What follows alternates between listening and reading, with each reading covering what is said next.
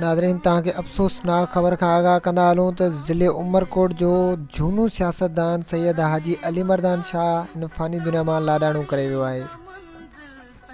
अफ़सोसनाक ख़बर खां तव्हांखे आगाह कंदा हलूं नादरीन, पीपल्स पार्टीअ जो अॻूणो उमरकोट जो सदर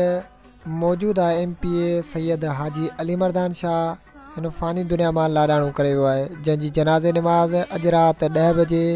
सैयद खारोड़े में अदा कई वेंदी। अहम ख़बर खां तव्हांखे नादरीन आगाह कंदा हलूं त अॻूणो पीपल्स पार्टीअ जो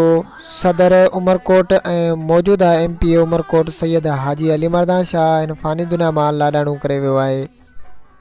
नादरीन तव्हांखे अफ़सोसनाक ख़बर खां आगाह कंदा हलूं त ज़िले उमरकोट जो झूनो सियासतदान सैयद हाजी अली मर्दान शाह हिन फ़ानी दुनिया मां लाॾाणो करे वियो आहे। अफ़सोसनाक ख़बर खां तव्हांखे आगाह कंदा हलूं नादरीन,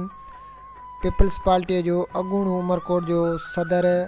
मौजूदा MPA सैयद हाजी अली मर्दान शाह हिन फ़ानी दुनिया मां लाॾाणो करे वियो आहे, जंहिंजी जनाज़े नमाज़ अॼु राति 10 बजे सैयद खारोड़े में अदा कई वेंदी। अहम ख़बर खां तव्हांखे नादरीन आगाह कंदा हलूं त अॻूणो पीपल्स पार्टीअ जो सदर उमरकोट ऐं मौजूदा MPA उमरकोट सैयद हाजी अली मर्दान शाह हिन फ़ानी दुनिया मां लाॾाणो करे वियो आहे।